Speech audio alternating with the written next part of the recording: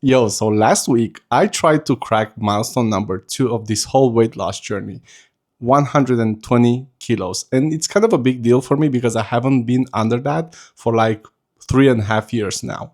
Interesting move coming from a man whose last weight loss attempts ended just because I like sugar and food more than I like but really, let me set the scene for you because yesterday, Sunday morning, I stepped on the scale and the number that came back was the most psychologically uncomfortable possible result of this whole experiment. I didn't make it, yet I kinda did. In theory, I should be disappointed, yet in practice, I'm actually quite happy. So this week was actually one of the most interesting ones in this whole journey, and I want to show you how a damn plain glass of water would have made a big difference. And also how at the same time it doesn't make any difference at all. Let me explain.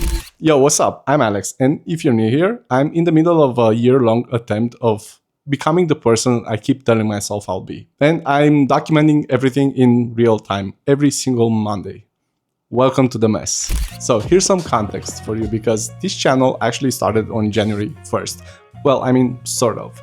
But one of the promises I made to myself back then was to start the weight loss work on that exact same day too. However, I broke that one immediately and I actually spent the next couple of months just procrastinating and using YouTube as an excuse for my procrastination. I started with 130.3 kilos on January 1st and actually went up to 133.1 on February 23rd, about 3 months ago. So just so you understand what's happening, I broke this whole journey into kind of like small milestones just so it's easier to, celebrate some wins along the way. So milestone number 1 was to go under 130, to break 130. And that was actually quite easy to achieve because in the first few weeks, 1 to 2 weeks on a diet, you actually lose quite a lot of water weight. But milestone number 2 is actually where it gets kind of real because that was to break 120. So to go under 120. And once again, that would be the first time going under 120 in over 3 years. And so last week, essentially yesterday on a Sunday when I had my weigh-in, was supposed to be the week that I finally cleared this. Because the Sunday before yesterday, I actually weighed 121.7 kilos. I was so close that I could kind of feel it, and I went a bit harder than usual. Maybe even a bit harder than that. So I kind of had to rework or, change the diet because I have a real sweet tooth. And because of that, I prefer eating some chocolate and a protein shake rather than having like a full meal. So actually last week I traded all of that for fruit and just 2 small biscuits for the entire week. And I also stole a Danish kale salad recipe from a coworker of mine that actually proved to be very filling. And I had that before almost every single main meal for the entire week. And by the way, let me know if you're interested in that recipe. It's amazing. But yeah, otherwise everything went normal because I still went to the gym 7 days a week.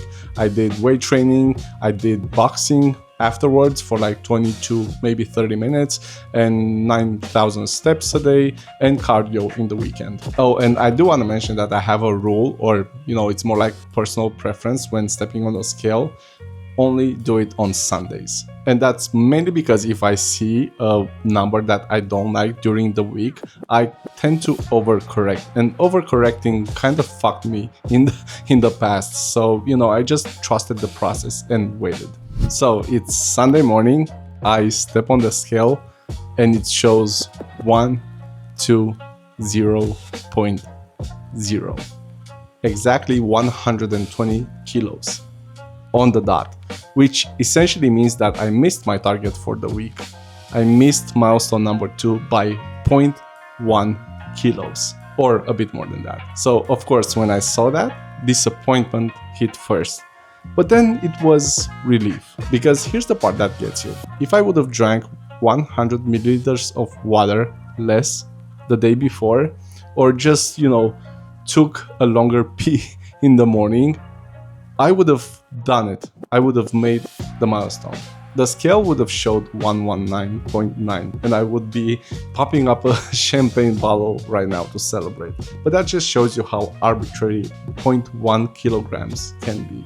Because the scale doesn't just measure, fat loss. It measures the whole body mass, and that can mean fat, water, glycogen, food sitting in your digestive tract, muscle, inflammation, all of it together in one big ass number.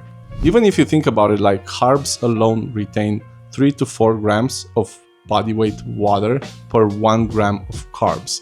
Even salt retains water quite a lot.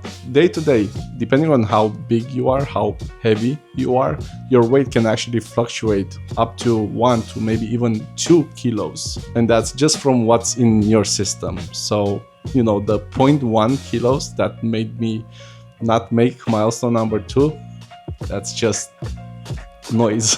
But I do have an important note here, because I don't want to recommend you go through the same, aggressive deficit that I did for this week. Because for me, that meant being in a deficit of around 1900 calories under maintenance, which is a lot.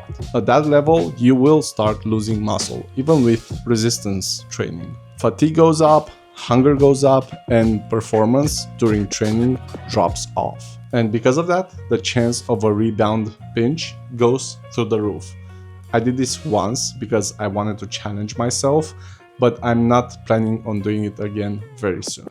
So technically, I failed milestone number 2. The goal was to clear it, and 120.0 doesn't cut it. But I'm sitting here being quite happy and, pleased with myself, because in the end, I put in the work. I showed up. I ate clean. I trusted the whole process. And in the end, the scale showed 120.0 kilograms on a journey that started like 3 months ago at 133.1. I'm actually right there, one step behind the finish line of this second milestone. I can see it right there. I can smell it, and I feel great. I feel like nothing can stop me now. And that right there, that alone is a win in and of itself. And honestly, the in-between result is kind of forcing me to take stock instead of trying to overcorrect. Because if I would have actually cracked 119.9, then I would have kind of wanted to celebrate, if that makes sense. And by celebrating that, I would have maybe lost control, because I did so in the past of this whole thing, of this whole process. But, maybe this is the lesson. Maybe that's the lesson. So next week, milestone number 2 is gonna fall. And then we have milestone number 3, which is at breaking 110. And then milestone number 4, which is gonna be 2 digits in front of the dot. So breaking 100, finally. And that's gonna be the moment where I will actually bring in a bottle of champagne and pop it right here with you. The number was data. The behavior was the promise. And I kept my promise. So what about you? Can you drop a comment with a milestone you're actually chasing this month? Just one, and make it real. I will be reading the comments, and if you don't have one, make one. Also, if you do want to see if I'm gonna make it by year end, if I'm gonna hit all 4 milestones, hit that subscribe button. It really helps. I'm gonna be here every single Monday, and I'm not planning on stopping. But speaking about keeping promises to yourself, watch last week's video if you wanna hear why I believe that doing what you said you would do is actually the cheat code for real confidence. It connects directly to what we just talked about today.